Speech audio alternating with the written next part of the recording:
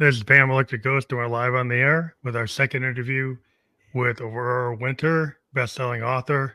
And we're going to talk about your new book, The Secret Multiverse Academy. And we've got the link there, Magic Mystery and the Multiverse.com, Awesome.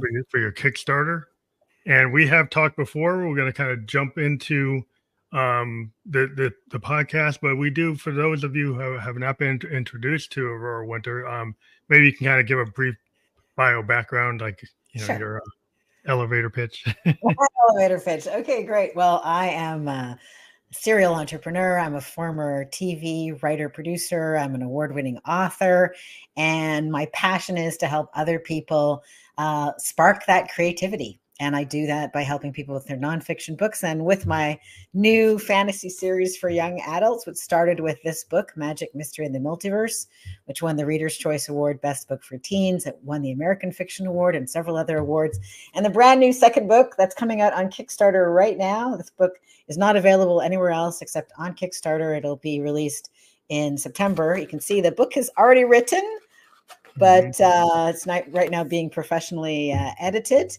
And on Kickstarter, people can have the chance to have their name added to the dedication or the acknowledgements or name a character. And so I'm super excited about sharing that with you and your audience today. That's awesome. So I want to make sure, like, I think the link I have, is that the right link? That's the right link. So Magic, Mystery, and the Multiverse.com redirects to Kickstarter because their link is so darn long. And after the Kickstarter is done, that will redirect back to my webpage to tell you about the fantasy series. Cool. Yeah. So I want to make that go, do I get the right one? Hey, you're absolutely got the right one. So it's kind of like Harry Potter meets Doctor Who, except instead of having a male lead, it's got a feisty young teenage girl as the lead. So I think this is going to really appeal to people who enjoyed Harry Potter or Doctor Who, or who liked Shadow and Bone, or who enjoyed The Hobbit or The Lord of the Rings, or those kinds of fantasy books. It is aimed at ages 12 and up. So I think all adults would enjoy reading it, but it's not a book for 6-year-olds. It's far beyond their reading capacity. And it's fun, fast-paced, action-oriented. So if you like that kind of thing where it's a page turner, I think you'll really enjoy it. BBC's actually expressed interest in turning it into a TV series. So keep you posted on that. That would be awesome. Yeah. I do love my BBC. I do like, I did, was a young kid, I used to on PBS, they used to have the old Doctor Who's. Yeah. And the Doctor Who, the one, my favorite is the one with the rainbow, what was it? Is, I think, the famous one from the 70s is the one I was into. Okay. I think all worth watching. Yeah, they go back to the black and white ones too. David Tennant is kind of my favorite. Oh, you like David? He's amazing. Well, he also is in the series Good Omens, which was written by Neil Gaiman and Terry Pratchett, which is a great book. But they've turned it into kind of a fun episode. But there's all these. It's always a boy or a man who's the lead. It's got to be a girl for once. Star Trek, like Star Wars, like Luke Skywalker, Captain Kirk's of the world. It's always when they go and they have like a female captain. It's like, oh no, that's not Kirk. It's like, well, it can't all be Kirk all the time. Well, that's right. So I wanted it to be a feisty girl. I mean, she's far from perfect, but at least she's the protagonist of the story. She's leading the charge. I don't know if you watched The Golden Compass or read any of those books. Lyra, I guess she's leading the charge. So Anna is our heroine in Magic, Mystery, and the Multiverse is the first book in the Secret Multiverse. That's right. She's very zesty. She's zesty. That's like a Marvel Comics name, Exactly. Exactly. Like these catchy names. So she's a lot of fun. She's impulsive. She's a bit reckless. She's a bit of a rule breaker, but her heart's in the right place and she wants to do the right thing. She wants to make a difference. And who knows, she might even be the chosen one who is going to rescue the multiverse from the evil tyrants. So you'll have to read the book to find out about that. You got a lot of interesting characters that kind of reading kind of like a synopsis. Like there's like enigmatic vampire, like a mute elf. Yeah. A dwarf prince, and you probably some many others, and then this Crimson Censor.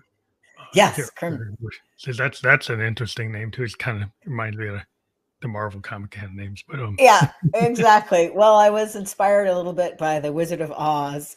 Yeah, people who've read a lot of books when they read Magic Mystery in the Multiverse or the Secret Multiverse Academy will see some homages to my favorite authors. So one of the homages is at the very beginning, when Anna and Zachary, her brother, kind of accidentally land in the multiverse. They have a sort of like Wizard of Oz experience, and they get in this vehicle, and it lands on the evil Emerald Censor, who's like the equivalent of the Wicked Witch.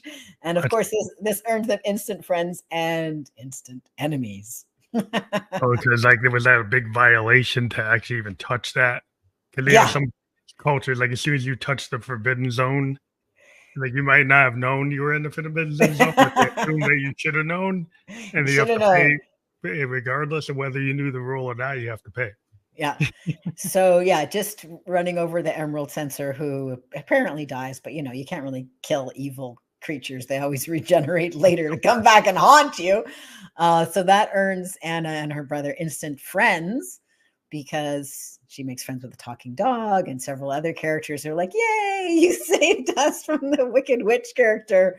But it also earns her instant enemies with the Crimson Censor. And there's 4 censors in all. The Crimson Censor being hot on her case to eliminate her as quickly as possible. So in this kind of like zone that you went to, this other universe, is it a parallel universe, a totally different universe, opposite of where they were? Oh, I love that you asked this question. It's a portal fantasy, or it's urban fantasy, if you like. It's contemporary fantasy. So they leave Earth like 2024 or whatever contemporary time is when they shoot the BBC series. But then they go to, it's not like Earth, only slightly different. It's quite a bit different. So it is, it's like another planet, so to speak. So there are several. It's not Earth 2. Or no. Earth 616. Yeah, right. And then there's portals, so they can go between worlds with a great deal of difficulty if they have a portal key and they find the right portal and they get there at the right time. So there's a total of 4 different worlds. There's Earth. There's Spellbound, which is the most magical place, where there's, you know, dragons and elves and pixies. And then there's the middling magic place, which is called Telesora, which is sort of Earth-esque. And then there's the future world, which is called Avenir, which is a toxic wasteland, because the super advanced human beings, or almost human beings types, have destroyed their planet by nuclear war or something similar akin to that. So that's eliminated all of the future population except for a very minor royal class that was underneath a biosphere. Wow. So the ones that were under the biosphere, which this is a bit of a spoiler, but Crimson Censor is actually from that planet. So she has decided to steal all the oxygen from the main planet, Telesora, because she needs a world worth of oxygen to restore her planet. Needless to say, if you take all the oxygen from a world, everything living dies. Yeah, you kill that planet to make your planet. Exactly. So that is what Anna and her friends have got to stop. And that's a very big quest, to say the least, an almost impossible task. But Anna has got the benefit of these wonderful magical cuffs. So they're like sort of Wonder Woman cuffs, you know, imagine big. So when she ran over the Emerald Censor and the Emerald Censor volatilized or disappeared, that her emerald cuffs, which were magical and powerful, got left behind. And Anna said, "Oh, these look pretty." She put them on and they clasped onto her, and they show up very, she doesn't really know how to use them, but every now and again they do something pretty amazing and she's learning how to use them. So she has the benefit of those magic cuffs to try to overcome the Crimson Censor, who's super powerful. She has some good friends that she's just recently met. She's got a talking dog. His name is Vito. She's the only one who can talk to him. So, in fact, I gave Vito a bigger role because everybody who read the book was like, "Oh, we love Vito. Can we have more of him?" So we added him. And then she's got these other characters that when she goes to the magic school, which is called the Secret Multiverse Academy, she meets these, she meets these interesting characters from the Dwarf Prince. You were mentioning a Dwarf Prince. He's very interesting because he's 6'4" and about 220 pounds. And Anna's like, "What? How can you be a dwarf?"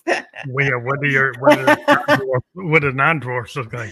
Exactly. So, but he is totally in the dwarf mindset because he was a human being who got adopted by the king and queen of the underground, the lord, the king of the dwarf world, which is spellbound.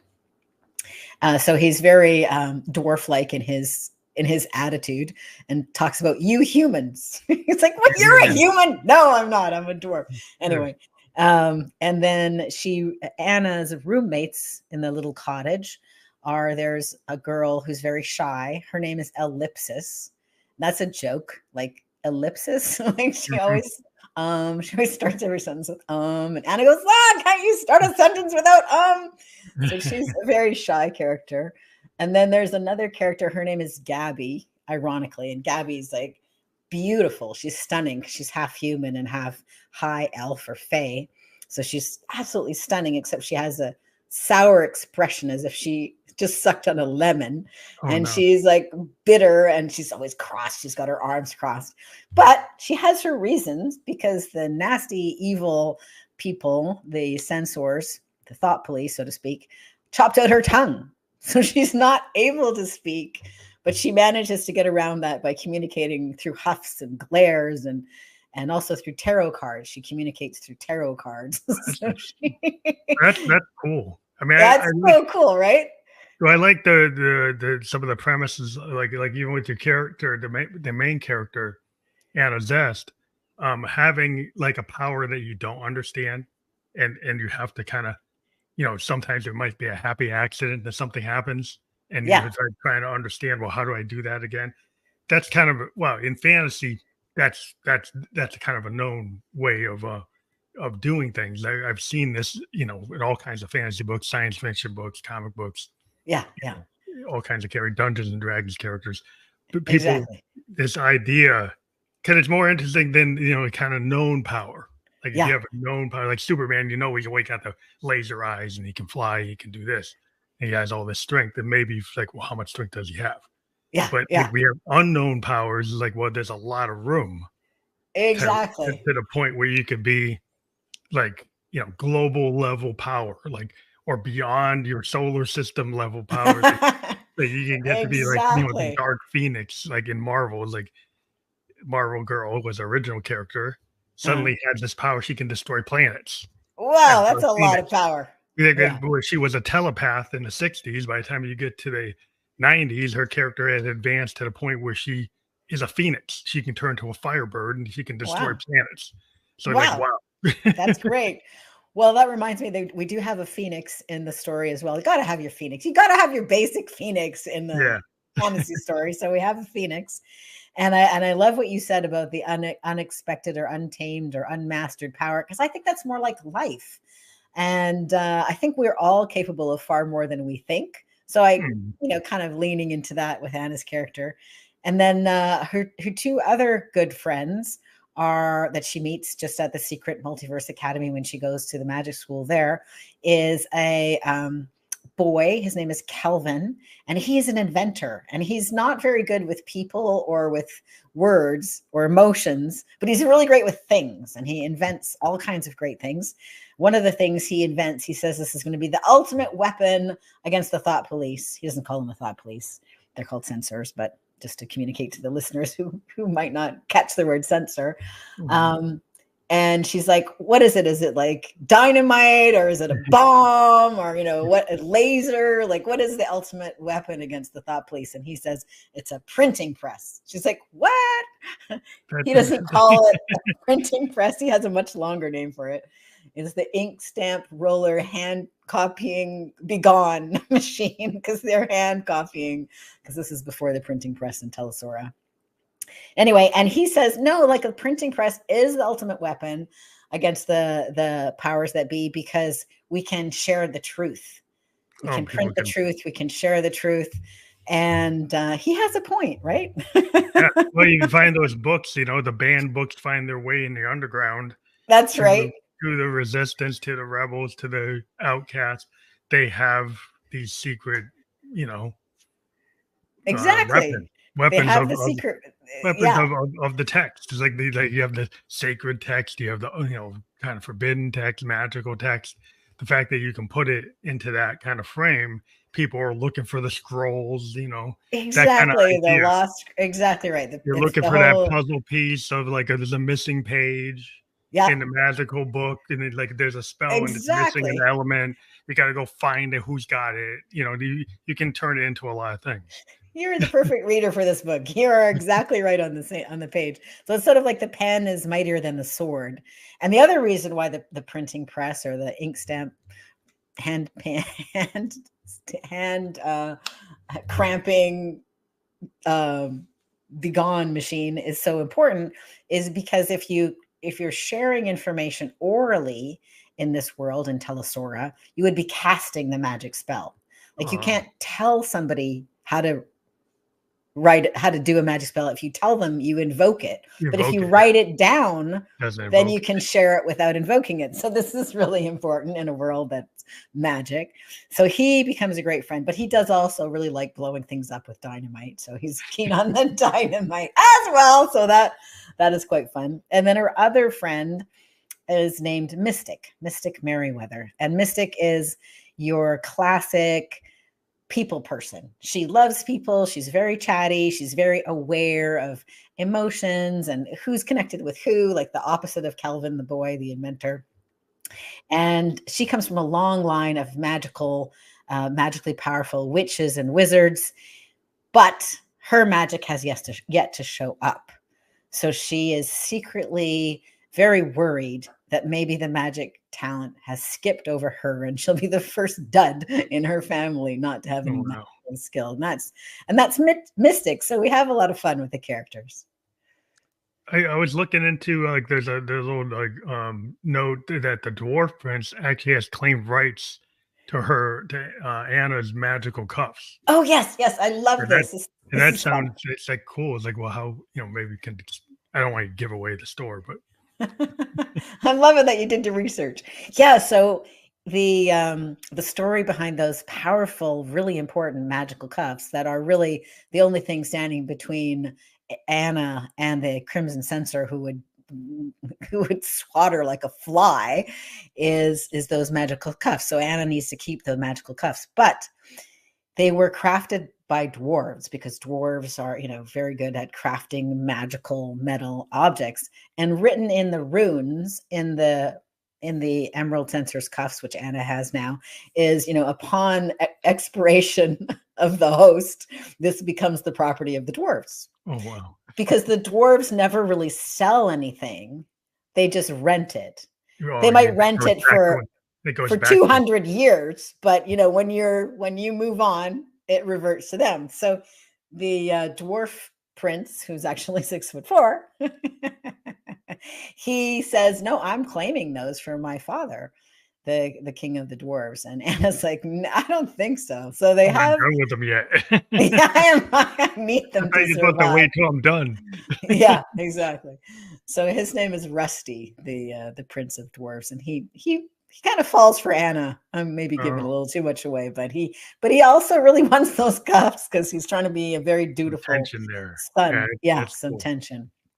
That's all. This seems like I love fantasy stories. I've been kind of into, science fiction, fantasy, Tolkien, Roddenberry. Yeah.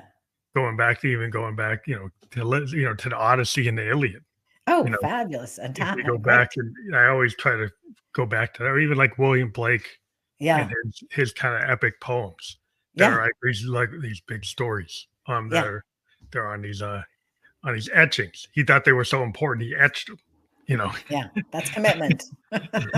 So it's like, yeah, it's like, yeah, there must be important. He's got this whole metal plate etched out with this visual of the songs of innocence and experience. It's like, oh, Wow. that's important. But yeah, I think in terms of like the idea that you're able to like bring this from a book to another medium, like getting it onto like the streaming services potentially, or BBC. It seems like BBC would be like, I don't know, as a musician, we've always been kind of, we see that people will go to England. Like Hendrix went to England. Right. He was playing here in the 60s. He wasn't really kicking it. As soon as he went to England, then he did kick it. So is there more opportunity like going to the BBC than there is within like the US market? I don't know. I guess I'm a BBC fan, or I like things done by the Brits. They don't usually do as many episodes in a series as American or Canadian broadcasters would typically do, or North American. But I don't know. I just really like their flavor, their approach. Yeah, they're maybe more that dry, witty humor. Yeah, there's something about watching, Luther. Like I watch, when I watch Luther, I watch any of these like British shows. It's just like this, I don't know. It's kind of like when I used to listen to Dave Davies from the Kinks.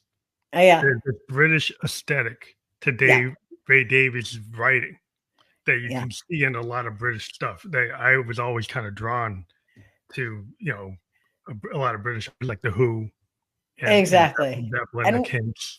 And when I look at the fantasy books that I've enjoyed, a lot of them are by British authors. C.S. Lewis with The Lion, the Witch, and the Wardrobe, and the Narnia series, and The Hobbit. Like there's so many great British authors, not to diss authors from anywhere else. But in addition to the Dwarf Prince, who both has reasons to fight with Anna and also has a bit of a heartthrob for her, there's another character who is Hunter. So while the Dwarf Prince, Rusty, is very dutiful and he's a rule follower, the other guy, Hunter, is much more of the rebel. He's not a rule follower, he's a rule breaker.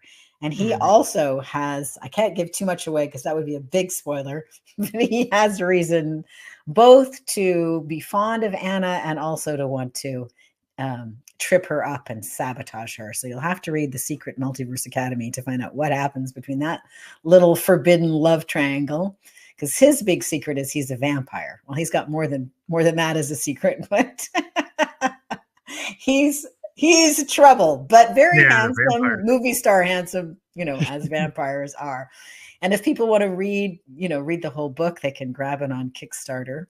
If you go to Kickstarter and then search my name, Aurora Winter, or if you go as you've kindly got there, go to Magic, Mystery, and the Multiverse.com. That will redirect to Kickstarter. And Kickstarter is only on for a few more days. So if you're interested, you can check it out and see what's over there. Is that opportunity to name a character still open, or is that closed out? Yes, you can name a character. So there's different reward tiers on Kickstarter, from ebook to softcover book to hardcover book, to get a couple of hardcover books, to teacher's pick, to name a character. So, and there's even also, we have a bit of merchandise. We have some notebooks with the covers on them, and we've got a magnet with a cute little dog. We're just in the process of setting up a whole Shopify store, actually, which will eventually be at aurorawinter.com/store. Haven't got it quite live yet, but it was so much fun making the images for all the characters. Like, we should offer this to people. Yeah, because the Shopify, that's how we ended up, doing this T-shirt. And well, it's not just like a sweater, shirt, hoodie, but a lot of times in merchandising is the real core to a lot of efforts today, because musicians, we'll make more money from our hoodie or our poster than we make from the stream of our song. That's crazy. Unless you buy it on vinyl, then we'll make money. But if you stream it, we don't hardly make any money at all. Yeah, make a penny. But if you actually, so if somebody if you have the ebook sales, I don't know how they track that compared to like streams. But is it tracked? It might be similar to the way the pay structure is for streaming. I'm not I sure how think that it's works. very similar to the music business. In fact, the publishing industry seems to lag just behind the music business, a couple of years. But authors get paid so little for an ebook that people read for free if they've got Kindle Unlimited. Like an author will get at most $1, usually just pennies, for a whole book that they may have spent 4 years writing, which is kind of crazy. So it's so crazy. Yeah. Part of solving that equation and adding more value is a series of books. So Magic Mystery and the Multiverse is going to be a trilogy very soon. I'm writing the 3rd book right now, and it'll come out later this year. But also, a lot of people like merch. Like they fall in love with the characters. They want a T-shirt. They want a hoodie. They want a cap. They want a especially magnet. like your dog character. Like could kind of, I don't know if you thought about like kids love these plush toys or like like teddy bear type of things. So if you had your dog character as like that, something like that, people kind of. That's a good idea. We haven't got as far as the plushies, but thank you. Actually, the whole reason I have merch is I want to thank a shout out to a podcaster, Sasha Black, who's got the Rebel Author podcast. She interviewed me in February, and I told her I was about to do a Kickstarter. She's like, "You got to have merch," and I'm like, "I don't want to merchandise." I was all like, "Oh, shipping and receiving, and I got a warehouse." But you don't have to nowadays. You can do it on demand. Exactly. You get somebody that that will create like your character as a plushie, or they'll create the shirt like this, Yeah. or Well, poster. my son is a graphic artist, so he created a bunch of art, and then we have now the print on demand. So the Shopify store will be open soon. AuroraWinter.com/store. That's awesome. Yeah, my daughter did my logos. So my logos. Yeah, can you oh yeah, there we go. Oh, that's good. I like it. How many products do you sell? Well, I'm not selling anything right now. I took my store down because it was kind of like originally put my store up when I was doing these I used to call these peg bedroom producer festivals, where I would actually take a bunch of artists that I had, like musicians that I had interviewed over a year. Yeah. So we do a 3-day festival. We have like 20 bands play over 3 days. Oh, that sounds fun. And during that time, we sold this shirt, and we sold like a T-shirt version, a hat, and some cups and posters. And it was all based on, and I did that festival like in 2020 and in 2021, but I haven't done it again because we kind of reconfigured to doing a lot of interviews. So it kind of would interfere with my interview schedules because I do so many interviews now. That's true. At some point, podcast guy. I do want to. I am in negotiation with a small record label that's thinking about like me interviewing their whole like stable of artists, and then that might bring it back, and then bring this back at that time. Because I found it was like when you're doing something like a festival and you're on that long for 3 days, then you have the opportunity in between each set to sell stuff. And I was helping. I was selling the band. True. Each band would have their own merch. Yeah. And then I have my merch. And we, in between sets, we would sell the band's merch and my merch, or their vinyl albums and stuff like. So it was like a synergy that made sense, that we actually had an audience that was highly likely to buy it. Exactly. They were highly likely, and they were like looking for something to take that experience home with them and honor and remember it. That's great. Oh, I hope you do that again. That sounds like it was a lot of fun. And I love the idea of you being like the go-to podcast host who interviews a whole bunch of artists from one label. That's an interesting. Yeah. Well, it's an indie label. Yeah, I'm working on it. I like it. Yeah. I've done collectors before, like people from certain like scenes, and not necessarily on the same label, but in the kind of like a sub pop Seattle type scene idea. But that's kind of my roots, which is like musicians. And lately I've gone beyond that and talked to a lot of authors, talked to a lot of painters and other types of artists.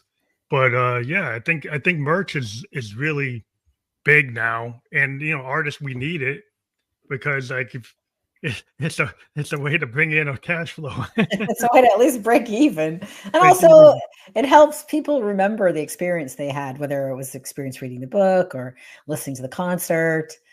And yeah, it feels different when you go see somebody live. It's like the physical book. Like if you really have a physical book, like your book here, like, when you physically have a book, there's something about the tactile experience versus like we have so many like online e-readers and things. But I find like in a lot of the arts is like I want to have a print, not a virtual print. I actually want a print of that art and I'm going to hang it on my wall. Exactly. It changes the experience when you have something you can touch and feel, so I can and actually touch it while I'm listening hold. To it. Plus, I love underlining books. So, there's something about, I think a book gets more precious when you underline and you make notes in the margins, and it's just not the same in an ebook. Like when I was in college, I was like writing in all my books, putting little notes and writing on the margins. And I felt like, and I don't know what the kids today using so many online tools is like, I felt like I actually retained the information when I got to the test or got to the blue book because I had been doing that. Yeah, it makes a difference. I actually retained that knowledge versus like, I wonder if kids today have trouble. Like if you were doing that all on your iPad and your phone, did you actually retain it? Or do you find that you're not pulling it back as easy if you actually physically wrote it down? Yeah, there's something to be said about physically engaging with something that really engages your brain and shifts it. Hey, I have a question for you. So I'm not a musician or any kind of musical expert, far from it. I'm a wordsmith. But the vampire character, Hunter, who's the movie star handsome one, he is the musician in the group. So right now I have him playing a guitar around the campfire at night and singing, and he's entrancing everybody. But I wonder how you would add to a scene like that with your musical expertise.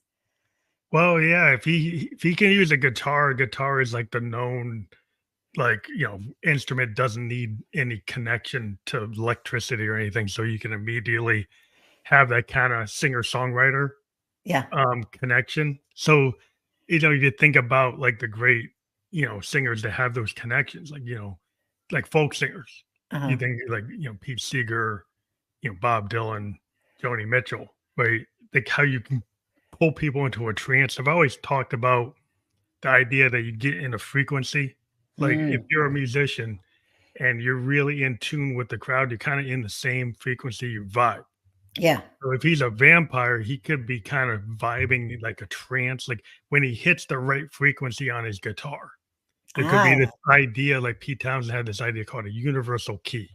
Right? All over Who's Next.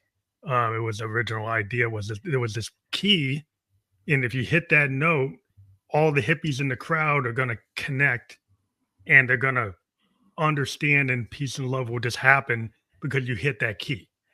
But if you're a vampire and you want to get to trance somebody, it's like you hit that key and you have mind control. Different like frequencies could do different things. So if he hits certain chords, like E7 minor or fifth diminished, he could hit certain chords.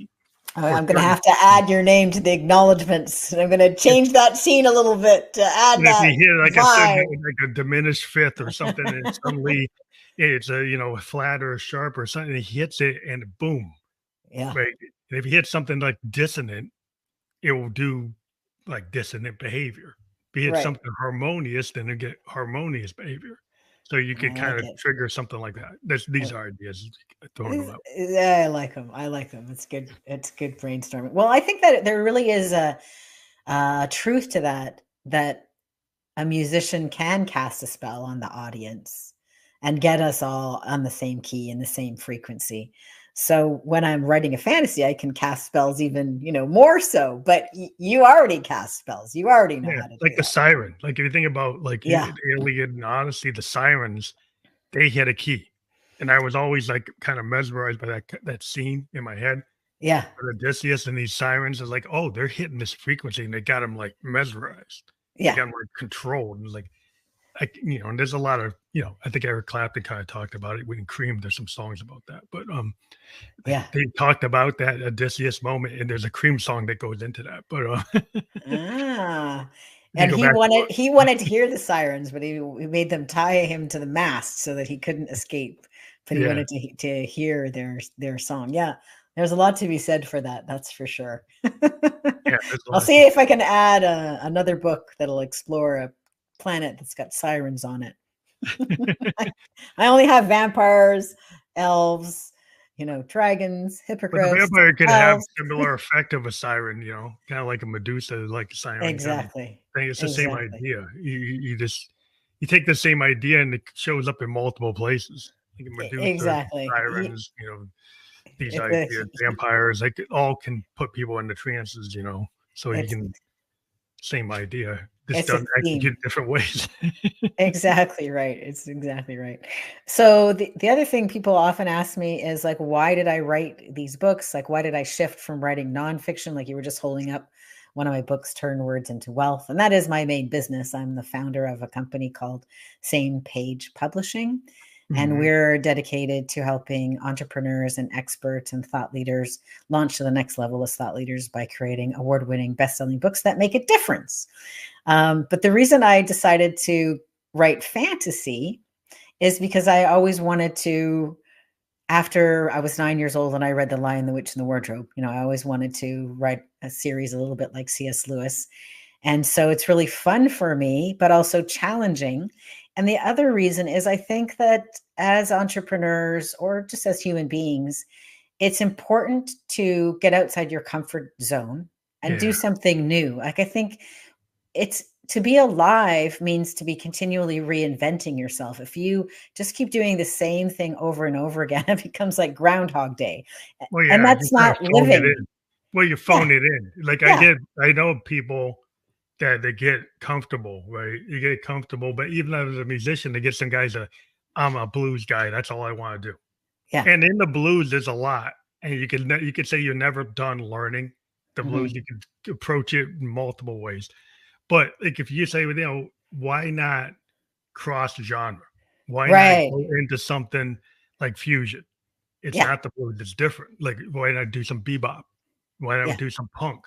Why not do some new wave or progressive rock? Why not mix things together? And when you get people that mix, and you get like a Frank Zappa, you get a George Clinton, Yeah. you get a Prince, you get a David Bowie.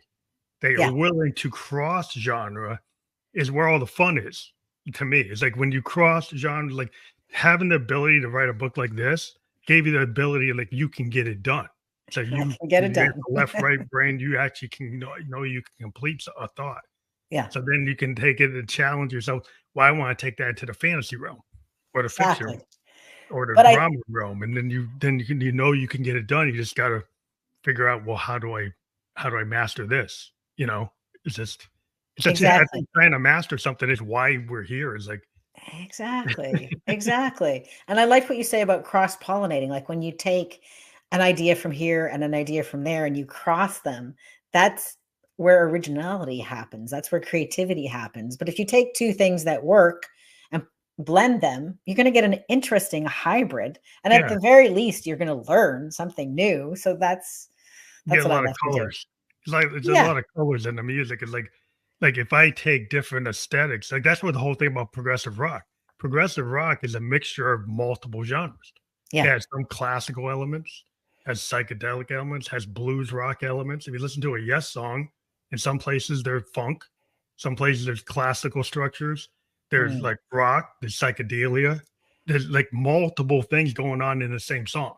And then you're Hmm. like, wow, that there's a lot of room to grow here. Like you don't have you could, and that's why Yes was able to go into like the new wave era, Uh-huh. and they were a progressive band, and they picked up new wave, and then suddenly they could do it, but well, because they're kind of masters of multiple genres, so they already kind of come into it and actually do it. Yeah. Where a lot of traditional rock bands didn't know what to do when new wave came, they kind of died. It's like I don't know what to do Canada. with that. I don't know Yeah. what to do with that. But I think as human beings, like now is a period of time where a lot of people could be going, I don't know what to do. Like, I don't know what to do, for example, with AI. Like AI is Oh yeah, changing so many things. So I love to inspire people to like, you can do something with no matter what the challenge is, you can do something with it. And I don't think it helps us individually or as a community to try to put the brakes on something that's inevitable. Instead, I think it's try to make music with it. Like, okay, something new's happening. How can we blend that with what we're already doing to make it better? That's with AI. It's like my day job is I'm a software developer. Right. So, and I'm an old school kind of software. I work with banks and insurance companies who are very traditional. Very. They're very, a lot of my customers still use mainframes. Still Okay. use COBOL 1970 IBM digital mainframes. Okay. I'm like, okay. And I happen to have a skill set where I understand that. But now they're starting to move out of it. And they were not quick to jump on things. But with this AI thing, for some reason, they're very quick to jump on it. Really? That's interesting. That is surprising. I started taking all these certifications because a lot of things in IT is like we have to go and kind of relearn our jobs all the time. Right. The technology shifts from mainframe to .NET to blockchain to AI. We're keep on. You have to reinvent yourself, or you get left behind, or you're stuck. You're back in the horse and buggy rage. All I can do is mainframe. But what happens when all the mainframes get shut down? Then you're going to be in trouble. So the idea is like you have to not, and I was kind of resistant to it because I'm like, well, this is not going to be able to do the stuff I do. But I found ways to help me. I looked at it as a tool, just like with music. It's a tool. I use AI as a tool, not to write my music, but maybe to help mix my music, to give me choices, to give me prompts, right? So if it prompts me to do something different, right? It prompts me to like, what happens if you make this sound like a Fleetwood Mac Rumors mix versus a Neil Young Crazy Horse mix? Yeah. And like set my recording studio to a mix that's similar to what Neil Young used on this record.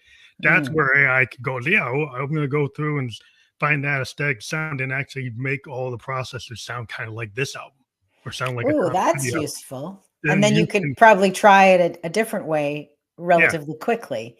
Yeah. But you're the one deciding. I decided to tell give me 30-second samples of this 4-minute song, the first part, with these different mixes. And then I can choose if I want to use them or I want to cross blend them. That's still my choice, but it gave me a tool to do something that I would have had to hire some recording engineer to go try to replicate it. And, and now I don't have to hire him. So, that gets him out of that job. I might never have been able to afford it. So he would have never got hired anyway. So it never would have happened. Do you think this metaphor is accurate? I think it's kind of like instead of being the bricklayer, you're now the architect of your song. Yeah. You're the master. You can control a lot more where like if you weren't very good at engineering and you weren't really good at production, these AI tools and modern tools allow a songwriter to suddenly have the means of like an Abbey Road studio or an Olympic studio.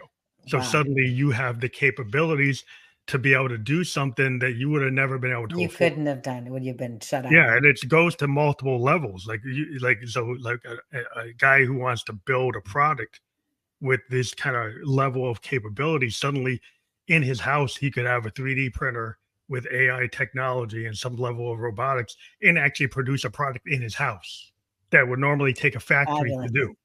And then that allows an entrepreneur to exist that would have never existed. So those are the opportunities. I like how Joanna Penn puts it. She calls herself an AI assisted artisan author. But it sounds like you could call yourself an AI assisted artisan songwriter or musician, because you're still artisan. Like it's very hands-on. It's very I'm still playing my Moog. I'm still playing my Yamaha piano. There's some people that will say, well, I'm going to give up my playing the keys and tell the computer to do it. I think that's the wrong way to approach it. Yeah. I still think as an artist, if you are a musician, you're always going to want to have your fingers on the fretboard or your fingers on the keyboard.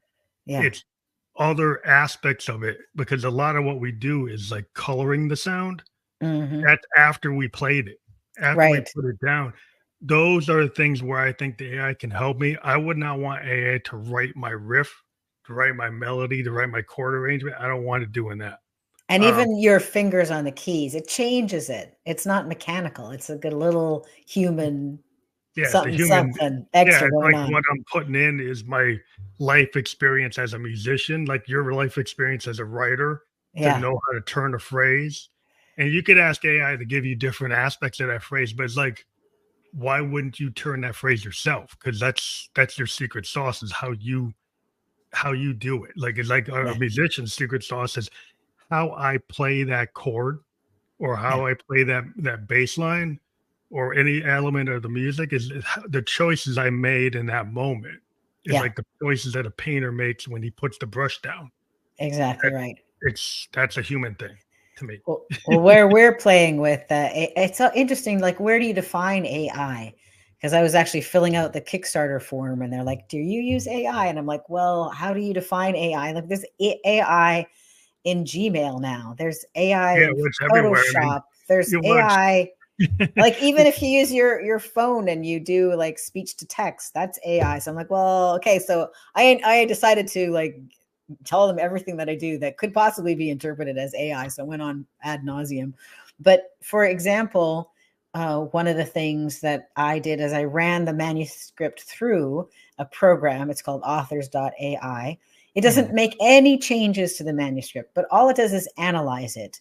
But it gives it back to me in 2 minutes later. For me to analyze it would taken probably a week, Yeah, yeah, and it just tells you, what is the heartbeat of the story.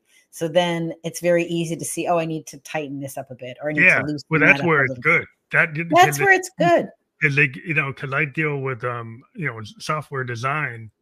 We're trying to build like data dictionaries of concepts. Huh. And so, I was dealing with this, kind of tedious actuarial concept of reinsurance. Hmm. And I'm an insurance guy, but I'd never really done reinsurance. I need to build up my knowledge. Uh-huh. And just doing a Google search on a reinsurance term, it wasn't giving me it was giving me like wrong information. It wasn't Google search in itself could not find Google insurance. can be flawed for sure. But the AI assisted search through ChatGPT had somehow learned on insurance libraries of industry knowledge. And so when I Ah, asked it an insurance term, it actually came back with a real term, examples, yeah, and actually like formulas that I was able to cross check and said, this is actually the correct information. yeah, And so this is kind of like it's the difference like when Spock on Star Trek asked the computer to assist him in his work. uh-huh. That's how AI can help like engineers and things. It can actually beef up something that you don't know, or it will go and run a formula for you and then compare it to what you did. And then it's kind of an assistant.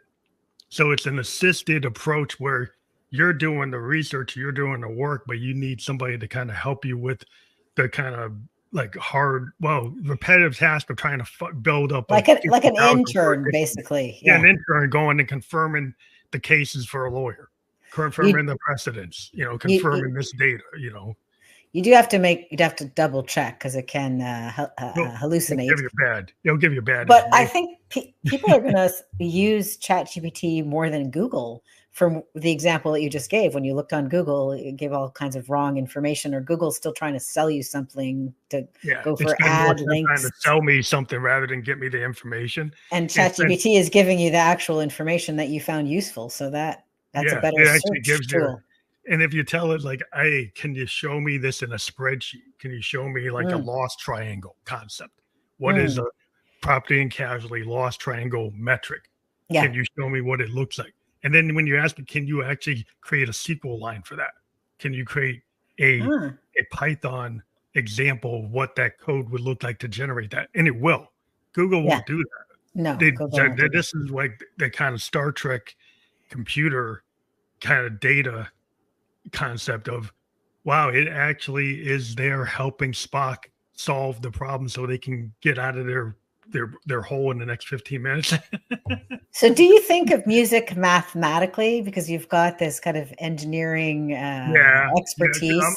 I'm a synthesis, so all my I have I don't have acoustic pianos. I mean, I do have one, but most of my stuff are like analog or digital synthesizers, and so in the space of Uh-huh. synthesis is based on waveforms, which are Mm, kind of like geometric shapes. So you got sine waves, cosine waves, triangle waves, pulse waves. and the amplitude and the direction of these waves, or if you fold them, it create tones, and the tones could be like bell tones, bass tones, harmonics, and there's math actually involved in why these waves sound the way they do. And when I start to shift the waves with filters and envelope generators, it starts to get into like geometric math and algebraic math. But I like it. Has a result that's pleasing or to the ear. So you make choices based on mathematical generators. These oscillators generate tones. Yeah. Based on, I mean, the thing is, music is already like that. It's in a timing frames, like if you're doing 3/4 or 4/4 or 3/1. The timing is mathematical. The harmonics are mathematical, can equate to geometry and trigonometry, and so there is some math to it. I love that. As a mathematician, you can understand the wave, and so I can say, hey, if I play with a sine wave, I can get to a bell tone that sounds like somebody hitting a triangle. Because if I know that waveform does that, that's kind of mathematical knowledge that equates to musical knowledge, and there's a synergy between them. So here's how this resonates with my fantasy book. You might be surprised, but I also think of waveforms a lot. I think, the sound is a waveform, light is a waveform. So everything we see or we hear or we touch everything is a waveform. So in this magical world, the wizard Snapdragon says that magic is really not that difficult. It's really, speaking things into reality, and it's the waveform of the spell that you're casting, of the intention that you have, of there's 4 steps to making magic happen. And it's just like, she says, it's like resonance. So, and I thought, that's kind of fun. It goes along with how I see the world, because I think intention is very key to the alchemy is the resonance. The alchemy is in the resonance. It's like the algorithm is the resonance. Exactly. Yeah. It ties together.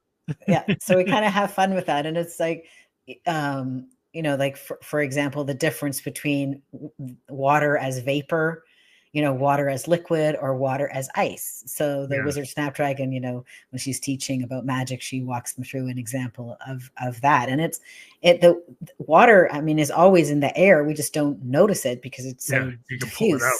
Yeah, if you're a magician, you can pull it out and suddenly you could have ice. Or you could have steam, depending on the moment. If you're a really good wizard, you could hit somebody with a steam blast. Exactly. Hit them with the ice blast, hit them with the water blast, make fog so you can get away. Yeah, so we have fun with the magic and magic mystery in the multiverse and the secret Multiverse Academy in the kind of way. And you've added value to Hunter's musical interlude. I'm going to add a couple of things there, thanks to what you said.